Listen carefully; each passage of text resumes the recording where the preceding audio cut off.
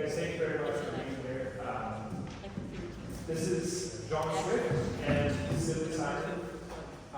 They're both developers. John has also been a management consultant in town and has been developing for a long time. Cindy has also been involved with Property Matters and probably 800 other charitable and need-based organizations in town, but currently works at an architecture firm in Santa Cruz and architecture development firm. Right? Okay. And John, the management consultant, developer, and long history in Santa Cruz. And we also,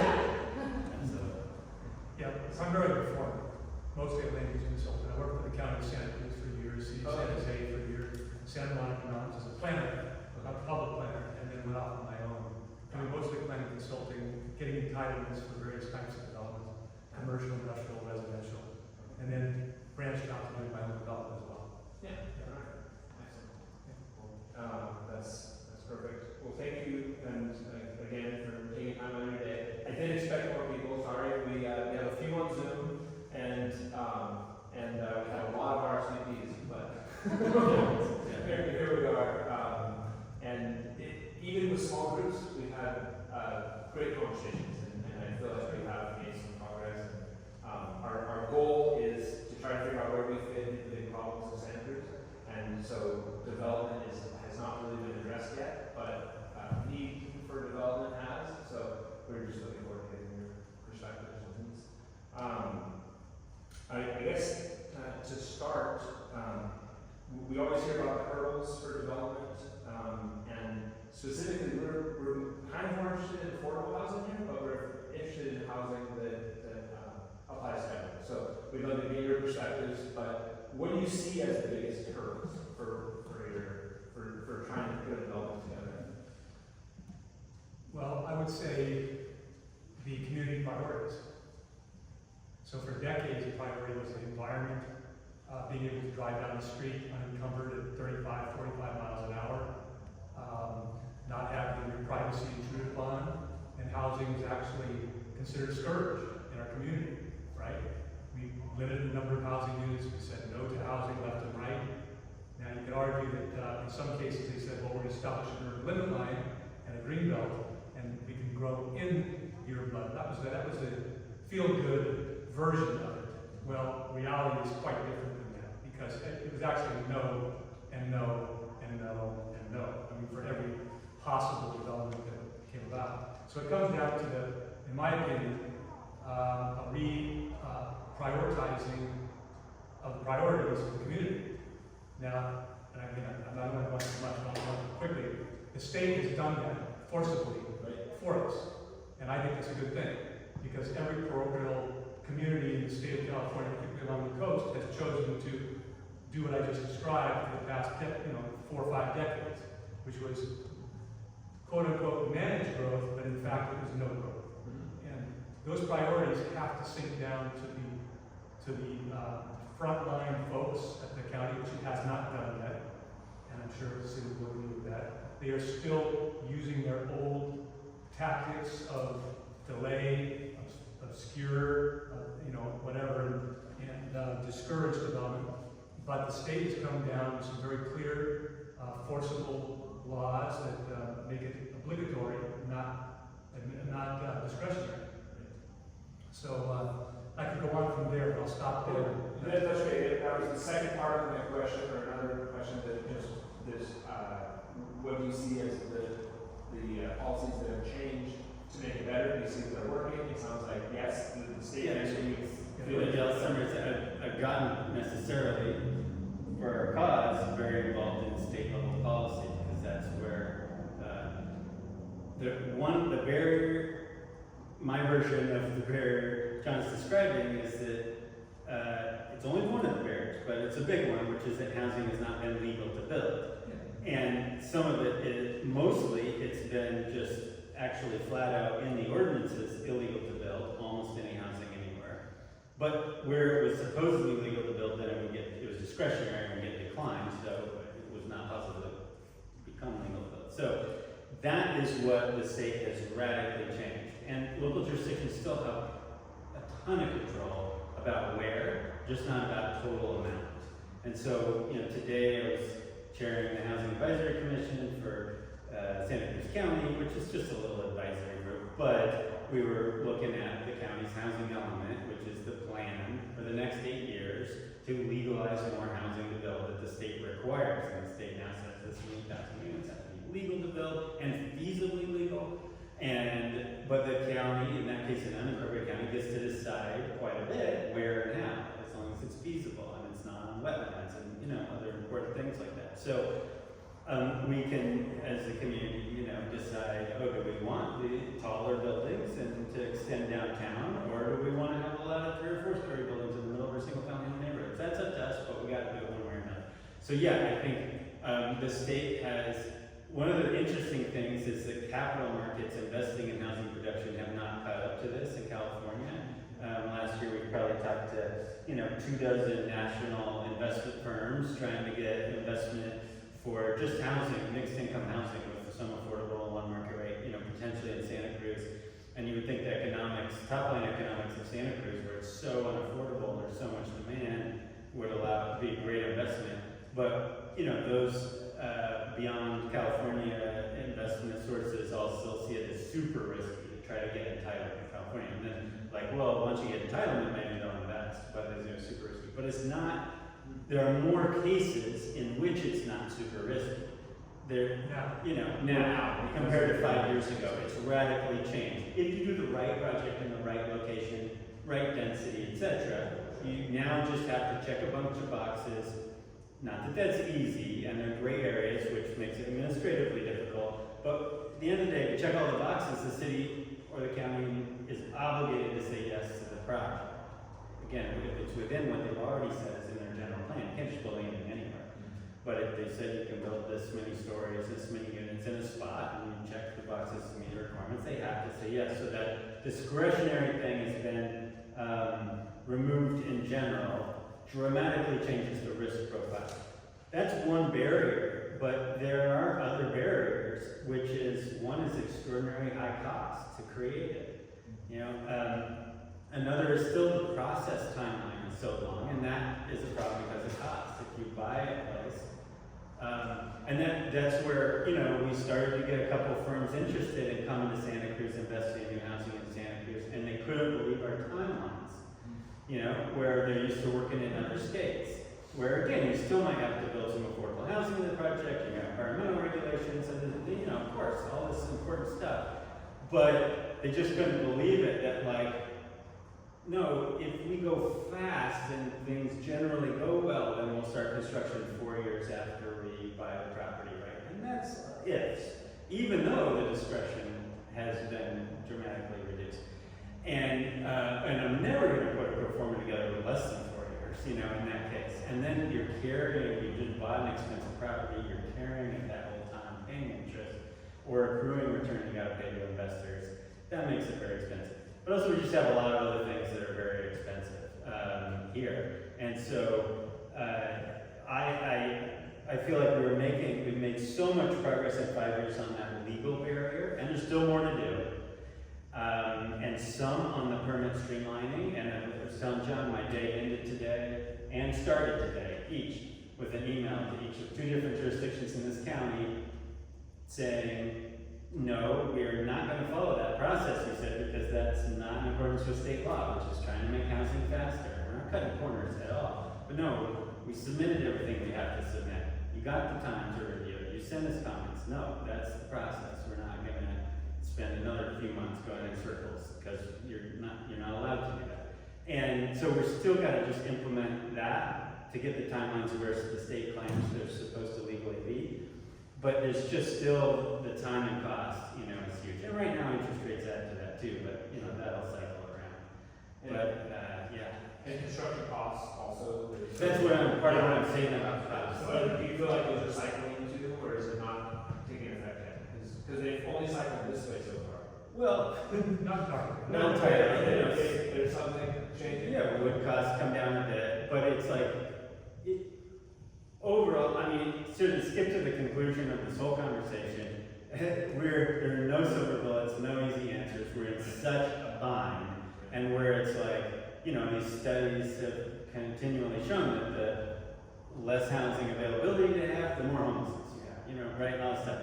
And it's like, how do we untangle this knot? Because you have to pay people who work on construction enough to live in the state what they're building, right? So labor's not gonna be inexpensive. You know, and on and on, but we have to, there are things we can do to reduce costs. So on that cost issue, I think it's important to realize that we have a lot of competing interests here. So we now have to put solar on every house. Okay, well, that's a good thing, right? How much does it cost? How much does the house increase in cost because of that? Well, 15, 20,000 easy, right? And you go on down the list, the drainage requirements now are just off the charts in terms of the cost. Is that a good thing? Sure. But these things all have costs, and so where are the priorities? If your priority is absolutely save every time, I have a project, 25 units in Capitola we're trying to do. And we're getting density bonus, not a big one, but we're getting density bonus, asking for some concessions. The county is saying, we want to save this particular oak tree, and you need to lose 2 units to do so. And we're saying no. And they're saying, to Silly's point, they're saying, maybe this is too much detail, they're saying, we won't even let you go to hearing because you're not in compliance with our interpretation of the way environmental rules read. Well, no, we have the right to disagree with you and go to hearing and argue that we can mitigate the removal of this one oak tree by planting 3 other oak trees. This is an oak tree that's going to die soon, but nonetheless, in their minds, in their priorities, and then not only theirs, but the general plan and other documents, is this oak tree has a higher priority than 2 homes. Okay, so maybe that's the right priority. I don't think it is, but you know, that's not for me to say necessarily. I'm going to argue one way or the other, but that's just an example of where the costs, you know, we add all these things, energy, requirements at the highest level. In essence, we're building what would be considered castles 100 years ago for each of us to live in. And I mean, beautiful homes, insulated, energy efficient, and we all want that. But you know what? We all can't afford that, and society can't afford that for every person who isn't able to afford that on their own will. So then the question is, how do you fund it? In my opinion, affordable housing is not going to be achieved by the private industry alone. Ain't going to happen. These kind of costs that we've talked, that I just mentioned and Sylvia's mentioned, are too great. There's no way we can afford it. I mean, my costs are between $300 and $400 a foot. Okay? Just for construction. Just for construction, not for land, vertical construction only. So, you know, and Fred Keeley and the other councilman that started this initiative about public funding, right? And to me, that's absolutely critical. Until the community as a whole steps up and says, okay, it's not just the development. What other industry is out the gate has to provide 20% of their product at not only below market, but at like 50% of what it costs you to build? 20% of your product. That's what we're asked to do. On my project, 11-unit detached homes for the community interest subdivision. The affordable unit was about $450,000. The cost to build a unit is $800,000. On top of that subsidy, I then had to pay $140,000 in lieu fees. A total of $600,000. On Ocean Street, there's a new project across from the graveyard. It's kind of modern design. Probably you've seen it. Jewel, on the corner of Jewel and Ocean. And I did that for about 8 years ago, actually. One affordable housing, and the subsidy was almost $500,000 to $600,000 to build out one affordable unit. When you add up all of the losses we took on that unit, so who pays for that? Right. The other 10 market rate units. And anybody who says otherwise is on their minds. Right. You know, the requirement for the developer to build the affordable units at their own, completely their own expense, no reduction in fees, right. School fees, park fees, child care fees, what about police and fire, public safety. These SoCal created water fees are $55,000 there alone. So, I mean, you're talking about over $100,000 in fees, just in fees, before you start anything. And that's not including the discretionary fees you pay for plan review. On the 11 units, the Public Works cost us more in review fees than the design fees to design the the physical improvements. They charged us more to review the plans. Is that reasonable? You tell me. So You can tell I ask me. a little side question really quick? Because this came up in a recovery meeting last night with Jake and Neda about some residents feeling like there's a lot of red tape and dealing with government is very difficult and they're not getting any help. And they're like, there is no advocacy. There is no place where we can go to have an advocacy. So you had said you woke up to the 2 emails saying we disagree with you ultimately, and then you mentioned hearings. Is the only way to kind of argue your point or feel like you can argue what their finding is a hearing? What are the steps that you can take to kind of fight the county's answer to you?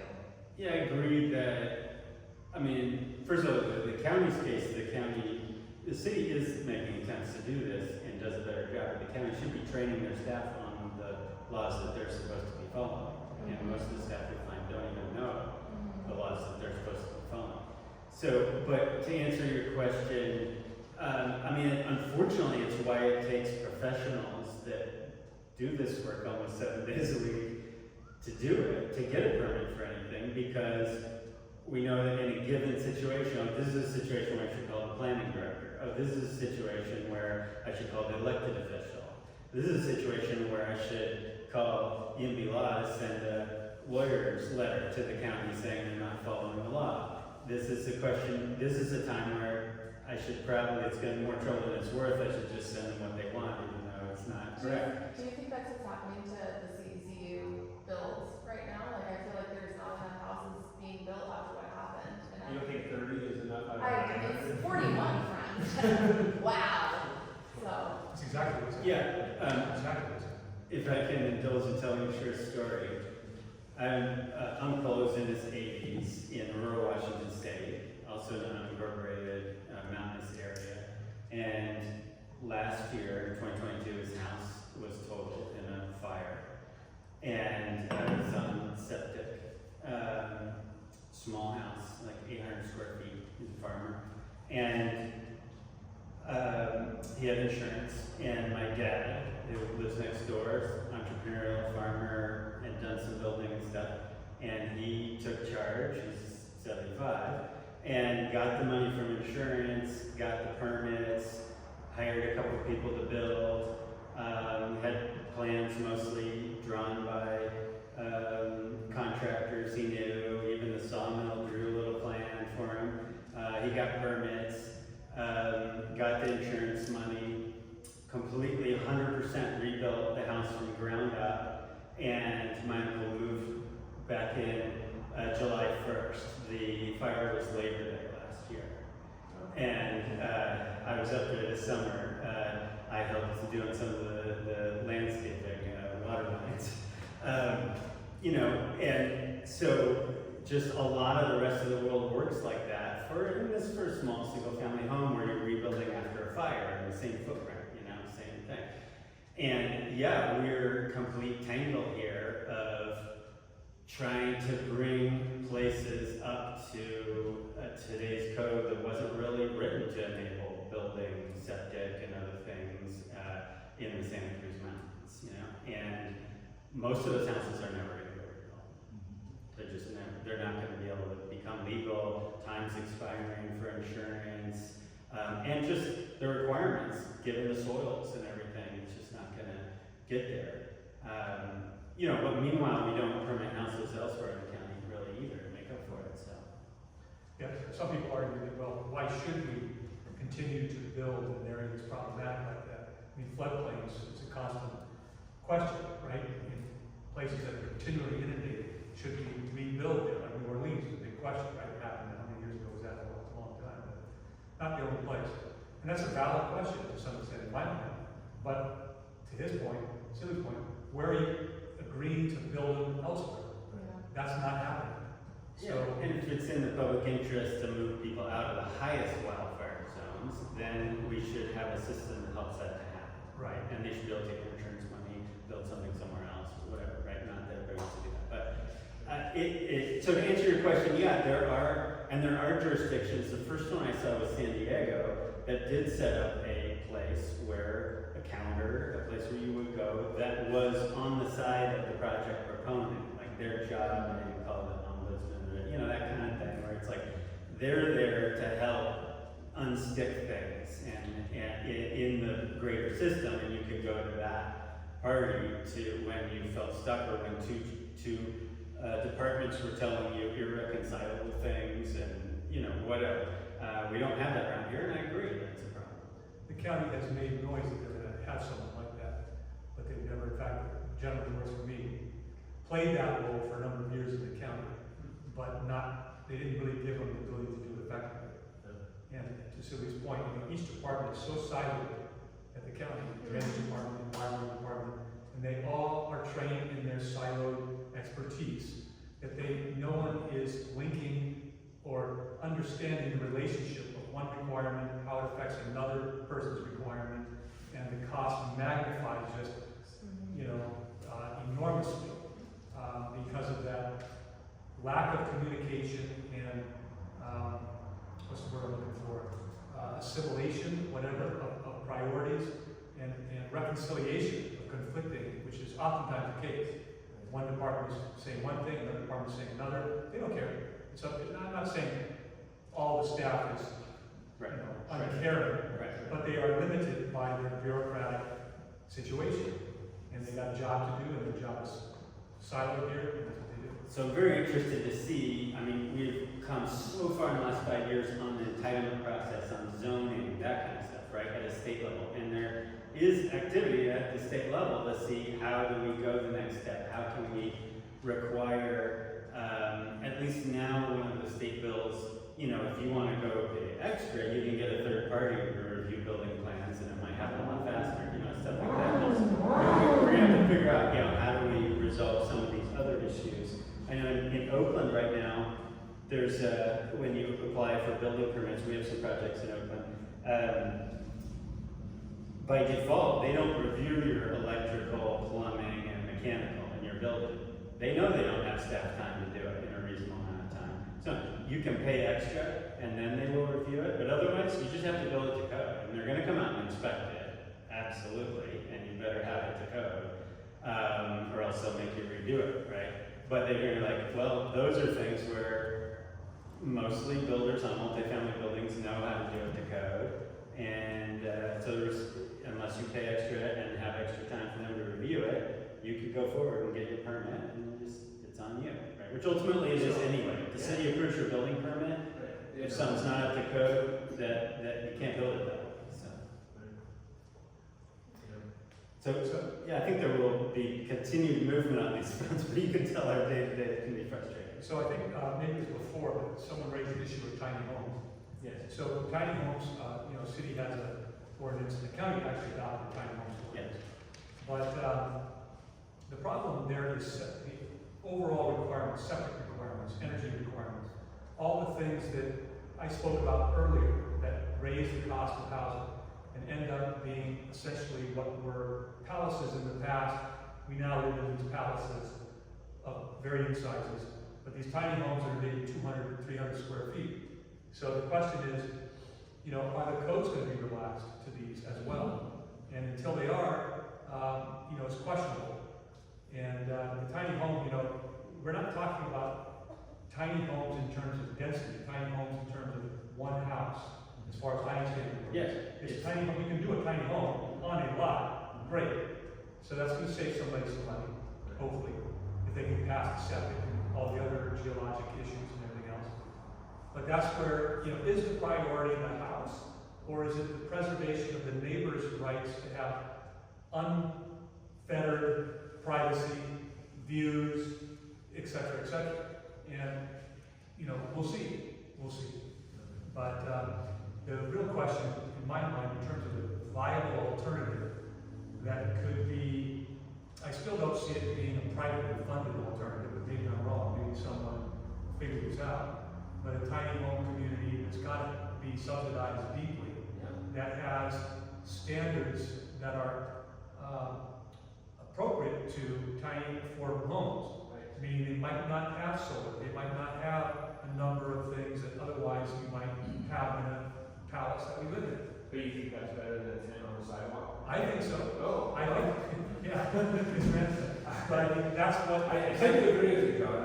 yeah, but I wouldn't mind if the it was standard, five. the standard is one size fits all now, Yeah. right? And that standard, it is, like I say, equivalent to a palace that was built, you know, maybe 100 years ago. And- No one has ever in the history of mankind lived in homes like we live today. Well, that's great for those who can afford it, but guess what? Not everybody can. Right. And maybe we can provide them with something that's not as energy efficient, or this or that. And yes, there's costs. Anyway. Do we know of successful communities that are doing that in other areas? I was in Seattle fairly recently on the train out from the airport, and we passed some tiny home communities that were clearly tiny home communities, and they were regulated. They had, they had fences and signage, and it was like you could tell they were a project, and it looked like a reasonable solution. Well, there's been one in San Jose for a while, and then somewhere else in the East Bay is doing one, I know of, but, yeah. And there's been RV type attempts at that, mobile home type attempts. But trying to do that, whether it's from a shelter, you know, a small shelter rather than bathrooms or in a different building, or it's this official tiny home that's on chassis, but it's much more of a full self-contained studio apartment. Those are not in the category where the state's requiring them to be allowed, you know, yet. And so it's very hard to get permission to do it. And so, not really, right? What's that? I guess our county said. we got the county to follow, and San Jose's done this, but it's like you can have one on a lot, like and it counts. You can't, if you already have a house and an ADU on the lot, then you can't have it. It's like, if you don't have an ADU, but you already have a house, well, instead of an ADU, you could do this tiny home, and you got special permits, and you gotta check up on it every year and all that stuff, right? So that, so a few jurisdictions throughout the state have allowed something like that, but that's not a village, right? You can't, you have to go through a special custom getting this board of supervisors buy-in for one place. I know churches around here have thought about it, or this or that, but like, that is a big deal. First of all, you gotta, have it, but then you're gonna have to get subsidy to operate it, right? And nonprofit, and have services and stuff, but just the ability to create it is a whole special project that's gonna, that would take years to get permission to do. And you wouldn't know, the problem is you don't know if you're ever gonna get approval to do it until the end of the process, right? Because you could get a church that owns a big property to agree to it, that's hard. Figure out where funding's gonna come from, draw the plans, all the requirements, who's in charge of it. You could do this for all this stuff, and then at the end of the day, of course, neighbors can be upset, the board of supervisors could get squeamish, or the city council, and say, well, we like the idea, but not there, or not now, or here's these other requirements you'll never figure out to pay for. So, it's in that category, and I like, probably every month almost somebody comes up to me and it's like, oh, have you heard about these tiny home villages, the one in Austin, or the one, and like, we should do it. I'm like, yeah, you should start a nonprofit and get a lot of money and spend 5 years, and hopefully you could get one in Santa Cruz County. But I'm not gonna work on that because I've got to get another things done, The density issues is So, a killer. with, In the county, the density is a killer. and so that's where, I became a developer because maybe a path similar to what you all are on. I've been a tech entrepreneur, I was ready to take a break, had a kid, and I got into volunteering and different stuff in the community, and then got interacting with some people who were homeless, realized, well, it's a more complex situation than I understood. So whenever Housing Matters is basically like, what's going on over here? What's the deal? I met with the executive director, and at the time it was Monica Martinez, who's now running for county supervisor. I'm a big fan of hers, but she really impressed me. She hadn't been there that long in charge, and she said, what we're not doing here, you've heard a lot of this stuff. This is what's eventually was the 180 initiative of breaking down the silos, having the programs that can take someone all the way from chronic homelessness into long-term housing, and as far as they can go with self-sufficiency, is working other places needed to do it here. I was like, great, I'm in. That is inspiring. I'm in the first donation to it. We've hired Phil Kramer as the staff. I got sucked way in. We're spending 10 hours a week as a volunteer on this. and we started 180 initiative. You know, now it's whatever it is, 1,500 people have been helped out of chronic homelessness. But we were very metrics driven. So, okay, we got from 4 people housed a month to 12 people, and then total plateau. And it's been almost 10 years it's been at 12 people a month now. And I just really realized, like, okay, I wasn't in it to do the same thing forever. I was in it to, like, how do we fix this, how do we make progress? And quickly realized then, okay, we did what we could out of systems change and the funding that was available. Now it's the housing. We're spending so much time trying to, trying to get a landlord to rent, even when we had a voucher and we had support services and we really felt this person could be successful.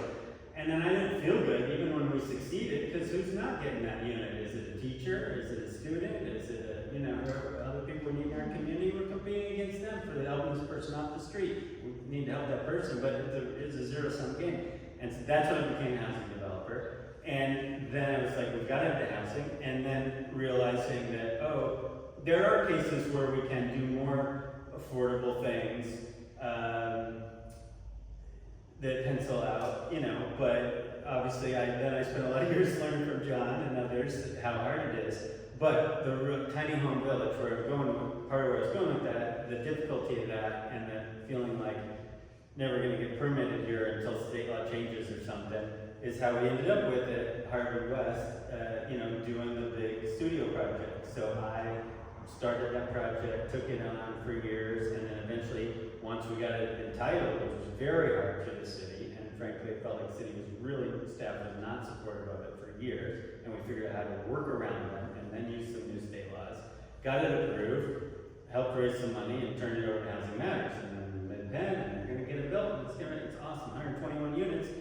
But 121 studio units, which is transformative for Santa Cruz, permanent supportive housing, great. That's kind of where my mission started, and then branched out to all the housing we need. But it's going to cost over $50 million, 121 units, $50 million. Yeah, and they're like 300 square foot units.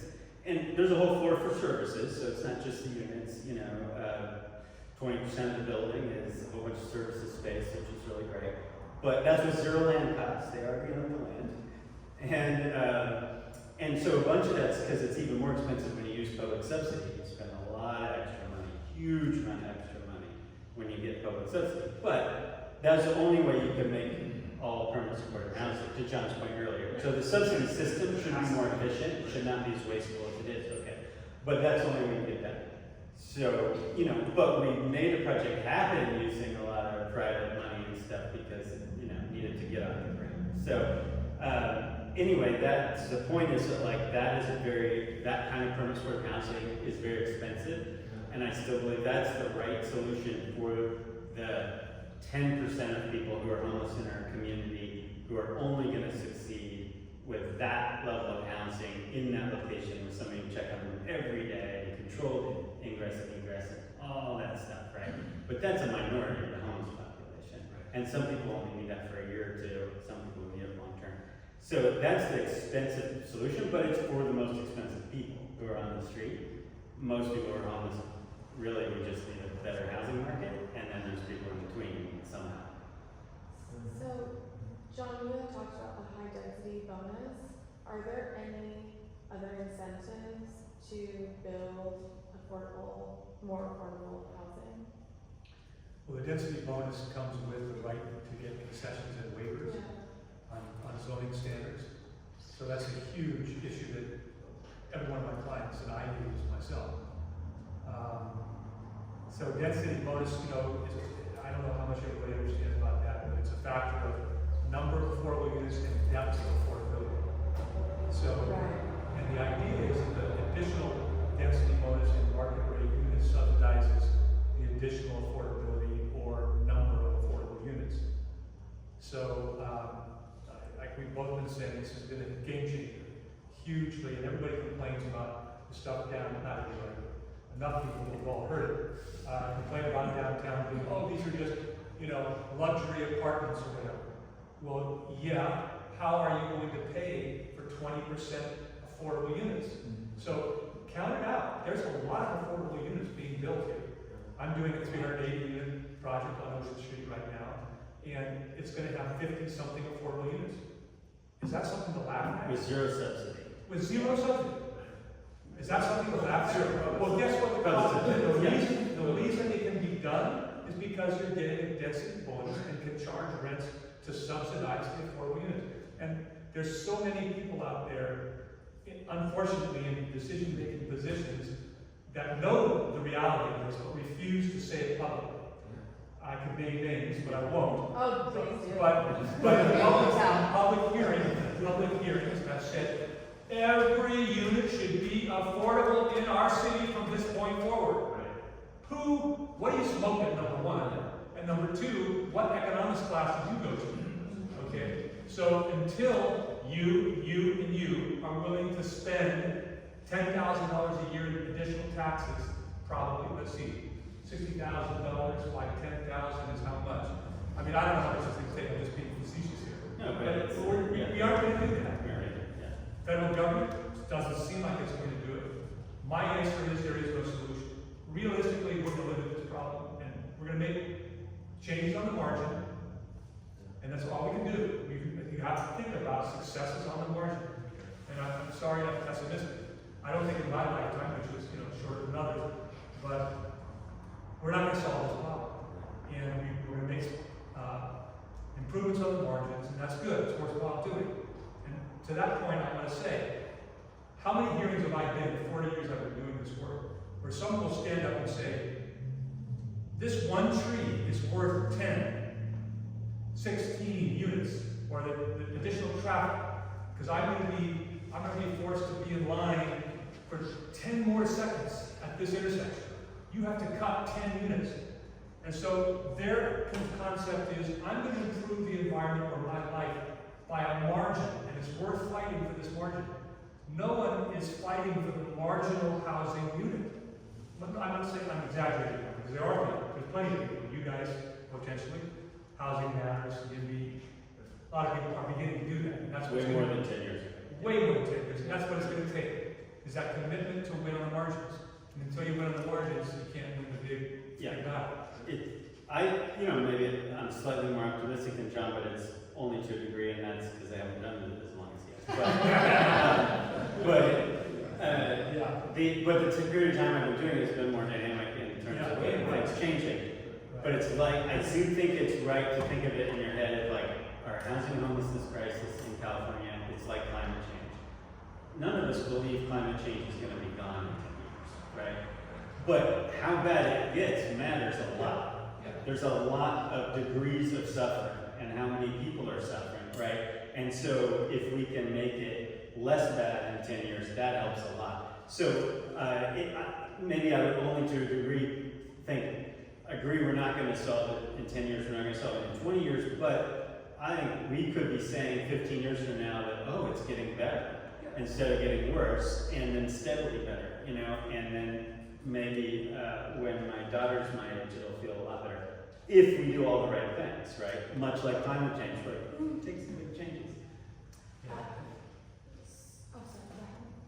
So I have a question. I'm John Youngs. I'm the editor of Good to see you. Access Times, and I read in the New York Times on Sunday an article by Connor Dougherty, I think his last name is.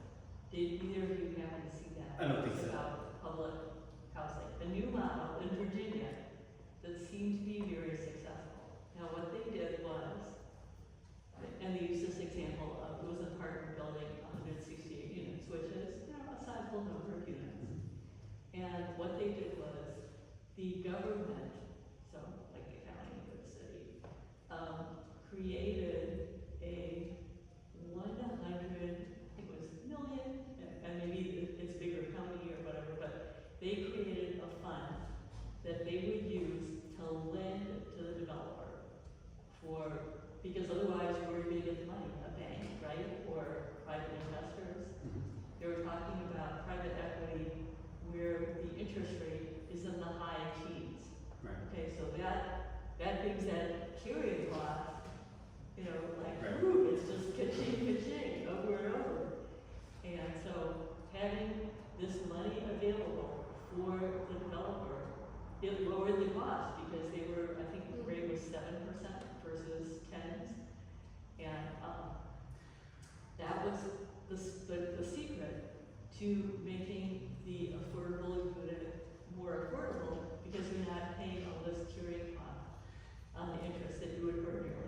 Yeah, so, I mean, that is a version of what I work on all the time. That's what I try to do in a private way. So I started New Way Homes, which is a nonprofit, and it runs an impact investment fund. And so individuals and nonprofits invest money into New Way Homes, and New Way Homes lends the money for the early phase costs of projects when capital would want the highest return to set them on a more affordable path. So we're doing a little version of that here, trying to grow that. In California, if that government loan was seen as below market rate, then it would constitute a public contribution to the project and trigger prevailing wage and other requirements that would significantly increase the cost of the project. Roughly 30% increase in the cost. So, now, there sometimes can be loans that don't trigger that, but it's a tricky thing. But, you know, yes, we gotta, it's like, you know, we have a third of the housing development industry that we need in California, I would say. You know, many others have said when you look at how many houses we actually need to be building per year. And so I think we need 100 flowers blooming in terms of different models. And so one of the state laws that's finally making progress this year is at least starting a little state agency that could fund public housing. You know, we can do public housing well now, and that's just one model, you know, of like some jurisdictions actually being developers and creating their own housing as opposed to funding nonprofits to do it. That's not going to take over and do everything, but be another thing that we should see if we can do well, you know, as a state. And we need a lot of other models, and that's been my thing, is that our existing models are not going to get us there, and so I believe we can unlock huge amounts of capital that will take a lower return if we can prove it to be less risky and have a structure. Yeah, because I wonder, you know, how come it's, you know, legal and doable, and they have the apartments already, you know, built and rented. You know, how come that model was doable in Virginia, but it's not doable in California? Is it a lot? California uniquely has made development harder than any other state. There's where the change has to come. Exactly, and things have been changing, but there's no political will to change the prevailing wage laws. So. To add on to that, we have, he just jumped off. Sorry, dude, I'm asking a question now. So, Evan from the Free Guide was on, and he's saying, are you saying that more affordable units would get built here if we got rid of density bonuses and instead reduced costly building requirements? And then the second part of that is, are we hearing correctly that one way to reduce building costs is to shorten approval timelines and cross-train county staff so they understand what the other departments are doing? Yes, to the second one, shortening and following the rules, but doing so efficiently would make housing more affordable to build. Yes, reduce costs, make more projects feasible, get more done faster, etc. Yes. Changing the culture. Changing the culture. Yeah. No. Yeah. The first one I don't think was quite right, in that density bonus is a really powerful tool to solve some existing problems in the code, or where we have overdefined codes where any one property can hardly ever meet all the requirements we have. There's always something, but by doing a density bonus project, then you can get the waivers or concessions around the things that aren't really possible to satisfy if you want to do apartment building, things like that. So we do need density bonus law. It existed for a long time, it wasn't that used, and then the state really improved it. It's working really well. I would advise, and we do advise anyone who comes to Workbench for help, just do a density bonus project. And they're always like, oh, but I don't know, I know it's tough to do affordable unit, and they're like, no, it's going to work out better for you, I promise. Yes, there's some red tape there, but it cuts a lot of other red tape. It's worth doing. So that law is important, but the costs, other costs in the system, we didn't talk that much about fees. John explained, like in terms of priorities, but in the kind of projects I do, we have yet to pay more for land than we pay in fees on a project. And so Per door. Yeah, per housing unit or in total for a project, yeah.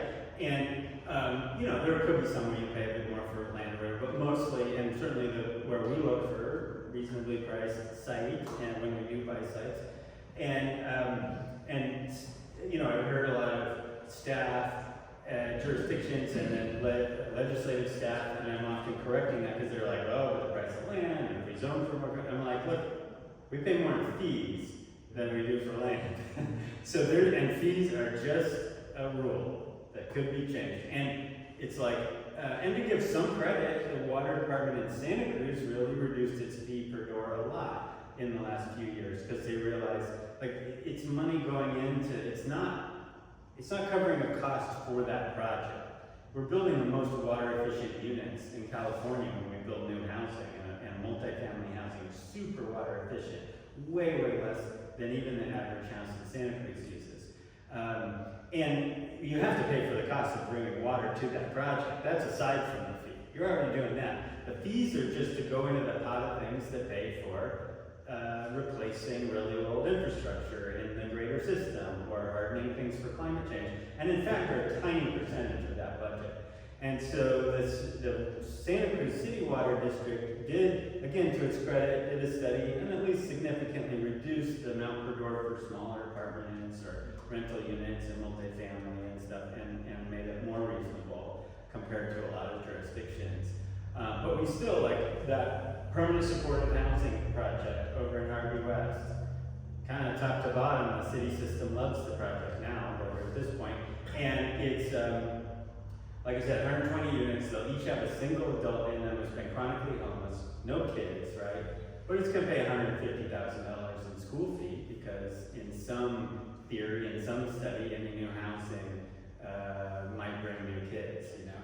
And it's just like another cost for something that we're doing that's great for the community. That I know the developers on that made money on it, because that was us. To his point about reducing fees, if that would increase the amount of affordable housing overall, I'm just wondering, and I know this isn't a dumb question, I'm really sorry, where do the fees go? So there's an exorbitant amount of fees, let's say to the county particularly, and a lot of these projects go nowhere because you don't find out they don't work until the end. So where do those fees go? And if we were to reduce them, would increasing affordable housing in turn, that property tax make up for the loss in potential fees? Yeah, I mean, it is true that more property tax revenue would come from more new buildings being created. Now, a lot of that property tax revenue goes to the state, a relatively modest percentage of it comes back to the local government. This is, the nerdy term is,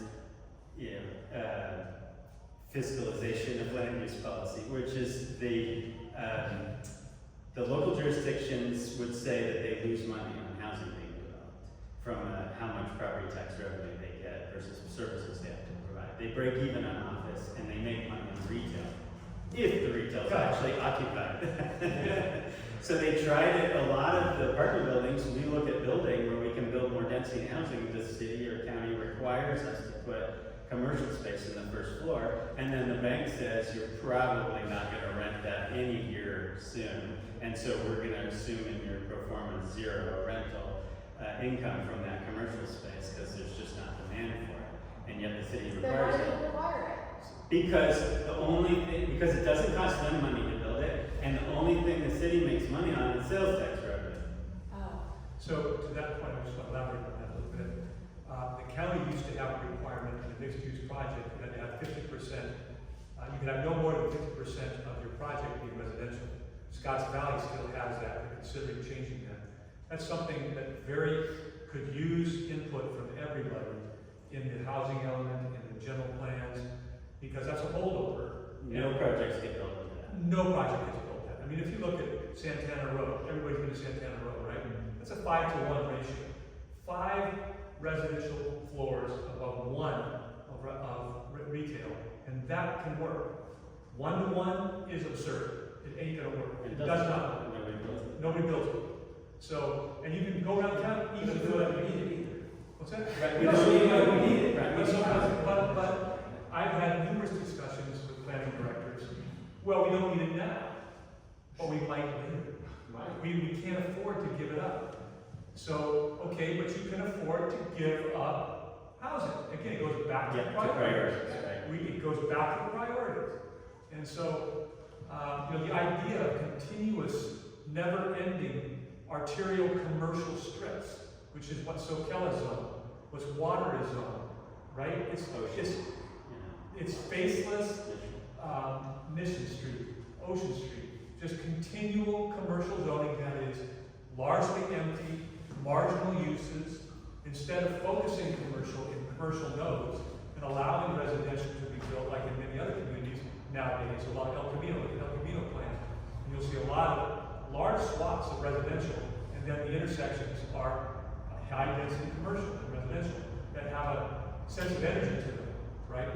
And the city general plan, 23rd general plan, begins to look at that and encourage that. But this idea that you've got to have 50% commercial is just, it's so antiquated, but the planning staffs have just been so resistant to changing that in Scotts Valley and in the county. They're going to come around, I think. And that's one of the things the state is Yeah. more and more, one way or another, requiring changes to. Another thing that's super expensive to build is parking. And we have a lot of housing with off-street parking. And there is, minority people want housing, increasingly will do it with less parking or even no parking, right? Lots of students, young professionals, others are ready to do it as long as there's the right amenities in the right locations, right? And so some of our housing stock we should create is without parking. But that was never going to fly locally until the state said, no, in certain locations, like within half a mile of the downtown bus station in the city of Santa Cruz, the city can't require parking in the housing to go to housing. So again, it comes from the state level because that's where people are not as responsible to the small number of angry neighbors, and they can look at the overall, need. But those are things that we're still in the middle of tackling. The commercial corridor requirements are not fully there yet, and then fees just haven't really been all that tackled. One state bill said fees have to be per square foot as opposed to per unit, because per unit fees incentivize you to the biggest possible units. And so by making them all per square foot, that's better. But there's still these, crazy, like the SoCal Water District fee is just unfeasible to do most things there. You can afford to pay more fees if they finish a project in less than 5 years. Yeah. Well, there's a lot of things like, again, it's like, well, then there becomes a big populist movement to like, let's have more affordable requirement in the project. I actually always say to that, like, I'm not going to be a developer shows up, says, oh, you never can do it. Look, there's a reality. Projects aren't going to get built if it gets too high. But I can say, look, that's what I always say, it's the priority. It's like, if your priority is to always get 20%, even 25% in a project be affordable, it can be done, but you got to change a lot of other policies to enable it. And we're not even close to doing that. Yeah. And one being changing construction for affordable grants. That's even an easier task to say across the board. Let's just choose the affordable, give a break on park fees or on school fees or on whatever to make those more affordable to build. Okay, but I'm going to get an optimistic answer to one of your previous questions, what tools are available. There's a big source of subsidy that hasn't been used to my knowledge in this county yet that can be. I'm going to try to do a project that uses it. We've seen it have success in Oakland, which is that even if you, now it's relatively new, if you fully privately fund a project and get an apartment building built, if you operate it as all low income, and in this county a single individual can earn over $90,000 a year and be considered low income. So if you operate it as affordable to low income with low income tenants and some certain other guardrails, then you don't have to pay the state portion of property tax. The vast majority of your property tax is exempt. And it's relatively new that system works even when you're not in subsidized housing, publicly funded subsidized housing project. And so we have one in Oakland and hopefully one we're going to try to do in Watsonville that uses that. And that's huge because that's your number one operating cost is paying property tax. And that's a subsidy by right. So it's not one you have to go compete for like tax credits or whatever. You do it. And it's also, you don't have to commit for 55 years. You build it, start out low income housing. Every year that you operate it as 100% low income housing, you get that property tax break. You could change it down or whatever. So that's a huge potential incentive, but you do get more bonus density if you do 100% affordable, and then you are committing for 55 years. So, I think that is a huge additional tool that we haven't used here yet, and I'm excited to. Is it a new tool, or it's just Relatively new, yeah. It's existed. It's been quite a while that publicly funded affordable housing projects, once they're done, oddly, they have to, while they're in process, they have to pay property tax. But once they're done, then they got that property tax called welfare tax exemption. But now you can set up a privately funded and owned housing project to do the same thing based on how you operate it. Is there a name for that? It's the welfare tax exemption. Okay. So it's just, and it's the same way like a charity that owns, like this building, I bet probably doesn't pay property tax. It's owned by I assume a private nonprofit, and it's operated for charitable purpose, and so it doesn't pay property tax. So it's been easy. You could build an opera and only wealthy people come to it, and you don't have to pay property tax. But on housing, that's all low income. That hasn't been the case in the past. So now you can, and I think that's a potentially powerful tool for that workforce level. Like that's different from folks out of homelessness that need very low or extremely low income affordable housing.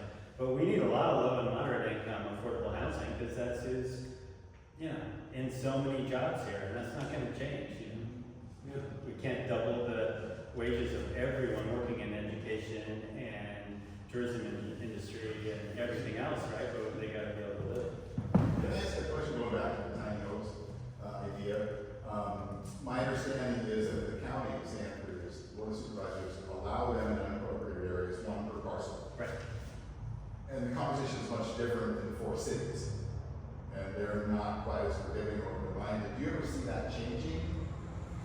Yeah, I could see it changing. I could see the city of Santa Cruz would probably be the next one. It would just have to be the right city council people, somebody on city council championing it.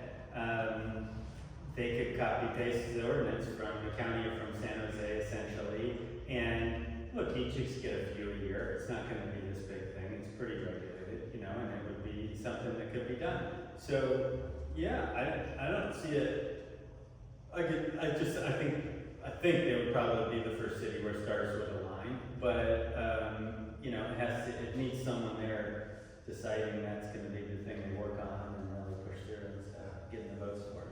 And do you think that and the new ADU ordinance, do you think that has a measurable impact? Absolutely. The only reason we have the tiny homes ordinance to that one in the county is because that's what he was on his checklist. And for when he got elected, and he's found a lot of things are hard to do, but he got that one done, and that's great, right? And so it was one, and then he went and made sure he had 2 other votes on the supervisors, and he got staff to do it, and it eventually got done, right?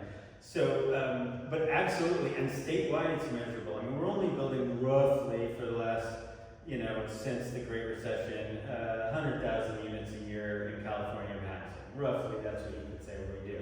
And fewer than 20,000 of them are deed restricted affordable housing units. But now since that raft of ADU laws, I think it's north of 15,000 units a year of just ADUs in the state of California, and it's going up every year pretty much. So that's, not a drop in the bucket.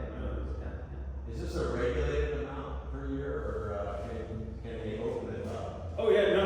It's just what the market is building, given how hard it is to build housing. There's no limitation on the number of ADUs. Or total housing production in California. San Diego County has no charge for an ADU because they want 100 years of property tax. Yeah.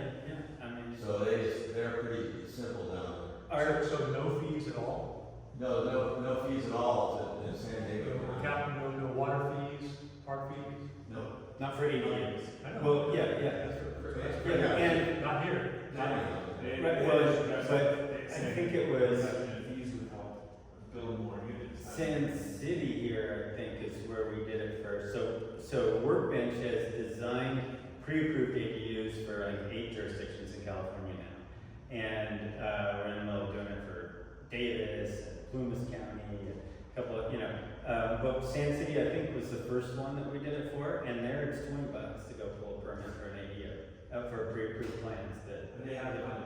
Yeah, we drew a few different models. You can do 2-bedroom, 1-bedroom studio, whatever, and they've been through the building permit checklist. We've updated them for the 2022 code now. And anyway, you can go in there, and if that's one you like, and you got to draw a site plan that's very simple, and $20 you can pull the permit. So it can be done. And ADUs count toward the arena requirement? No. For total housing, they absolutely do. As a housing unit produced, they 100% they do.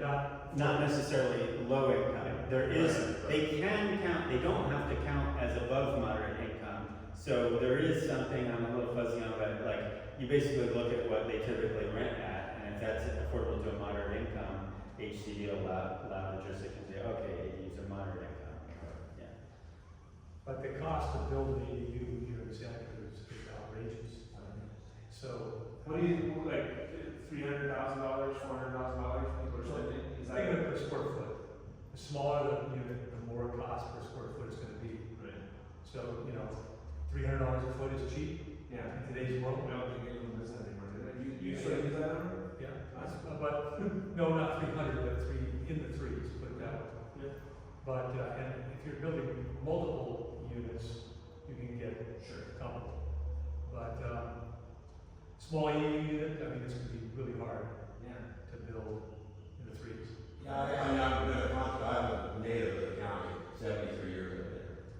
And I've been building in this county for 45 years.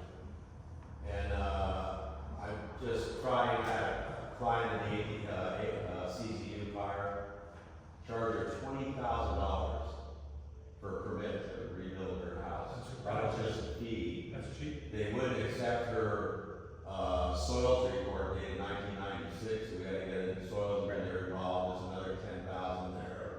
And they just nickel and dime her, and I was just starting the project, and I was helping her out because she couldn't store any of the building materials, so I have a fruit ranch up in the mountains, so I said, bring it over here, I'll store my orchard for free for you. Let's just get the thing done, she's an old client of mine, I've been working for her for 12 years, and she's a single school teacher, ready to retire. So, I was just getting started on the project, and she just got tired of being dicked with by the county, and she bought a house. So now we gotta sell her property with this. But the question I have, you don't mind me letting it, I'm sorry. The question I have, after World War II, they built, affordable housing automatically. And, for instance. Private industry built it for. Yeah, 1,200 square foot, 3 bedroom, 1 bath. My in-laws bought one in 1946 when he got out of the Army Air Corps, he flew B-29s, and for $8,000.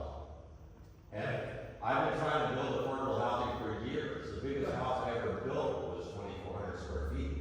Right. And the first house I did was $134,000 on 3 acres. That house today is $1.5 million.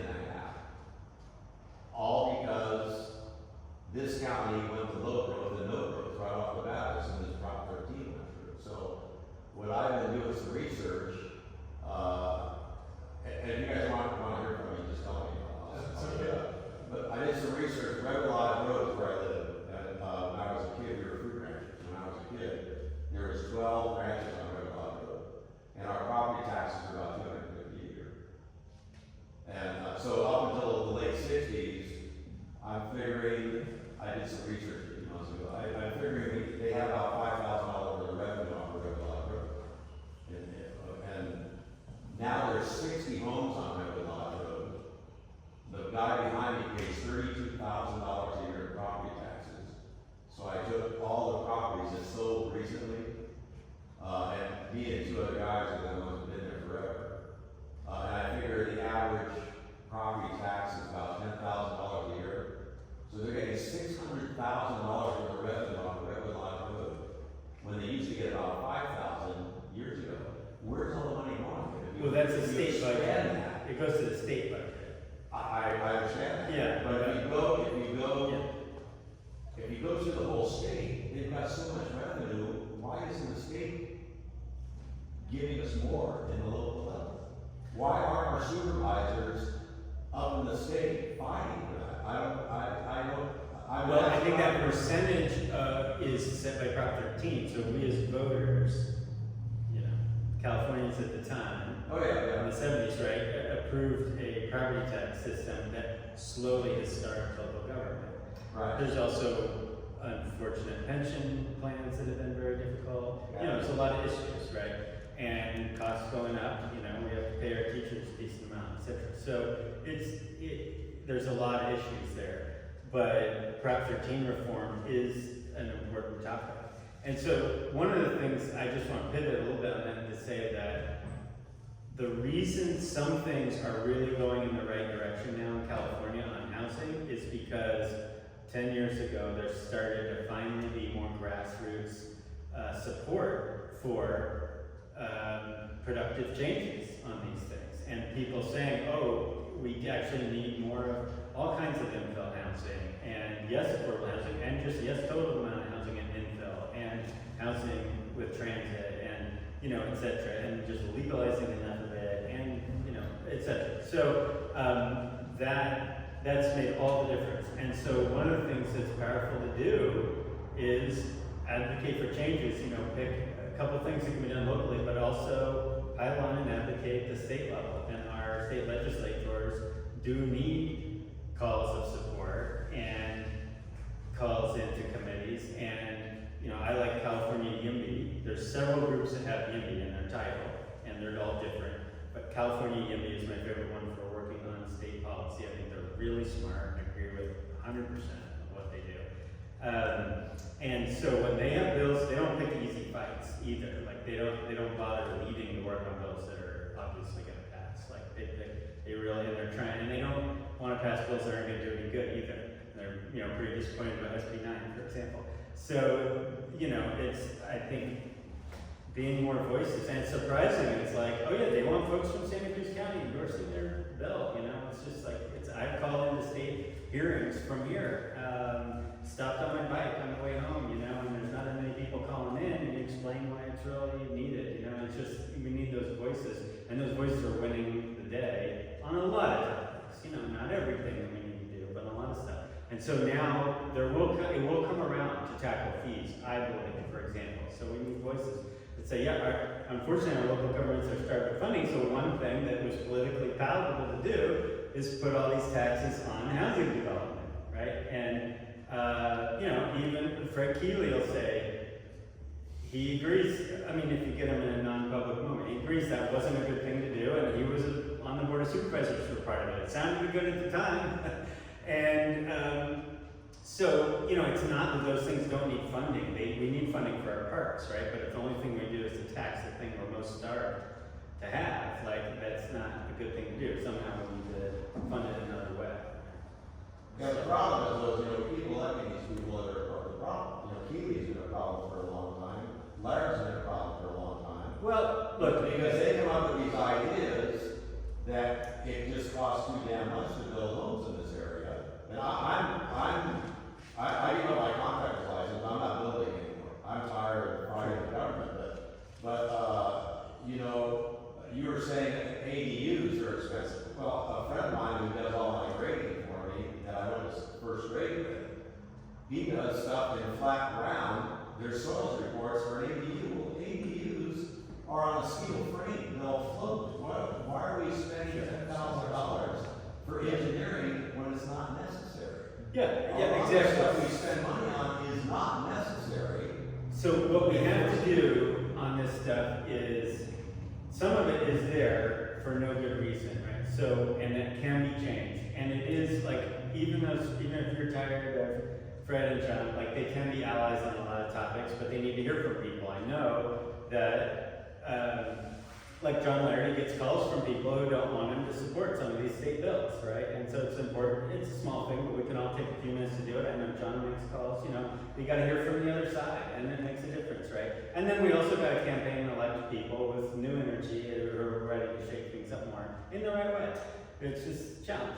But what I was gonna say is we found one of those things that is unnecessary, which is that we've been for decades supplying water to apartment buildings with much bigger pipes, therefore total amount of potential water use, not actual water use, but potential water use and water pressure than we've needed, because the plumbing code's been based in the 1920s on the assumption that everything in the whole building could be turned on at once.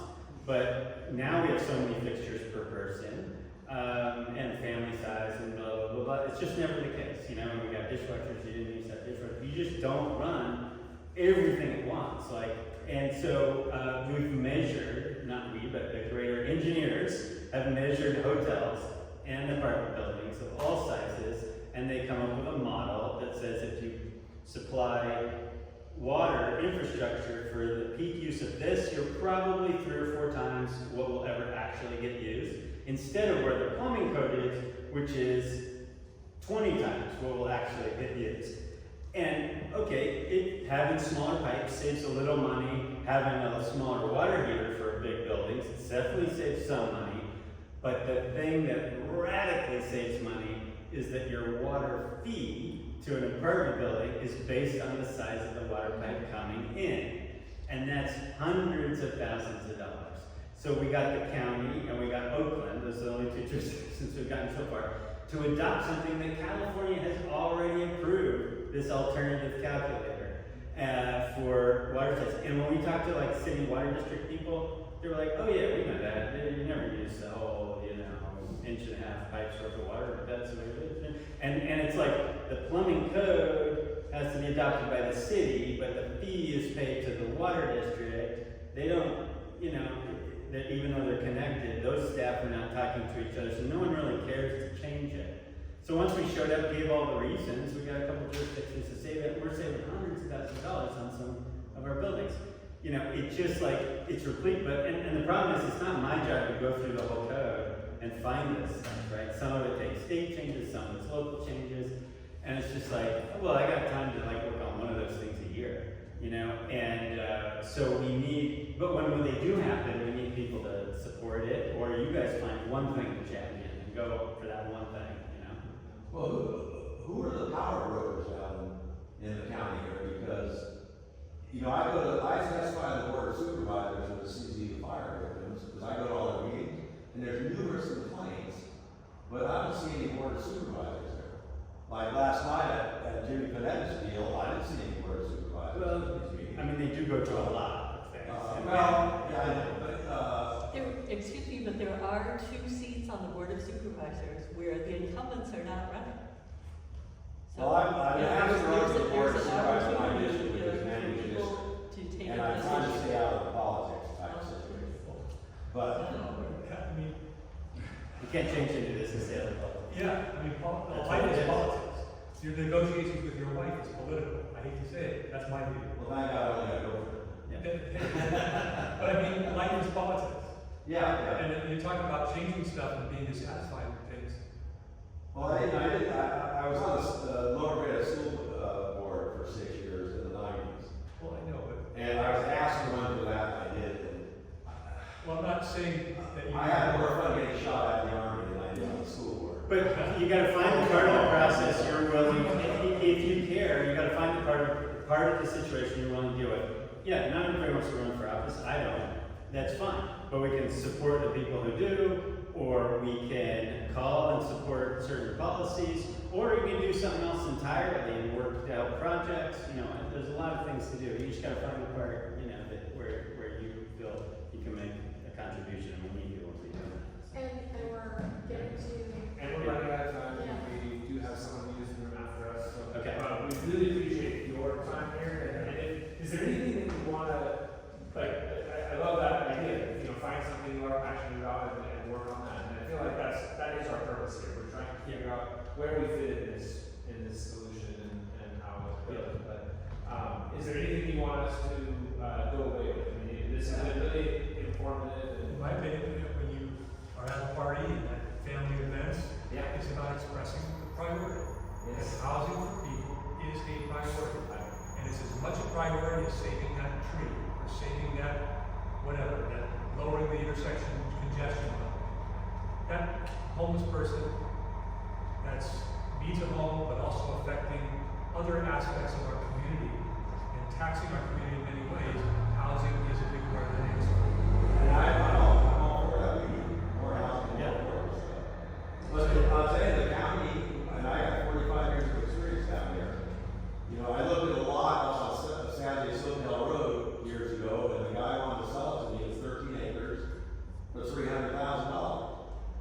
And I went down to the county and they said, oh no, it's beyond our development envelope, we will never split that up. Right. 2 years later, Locatelli bought it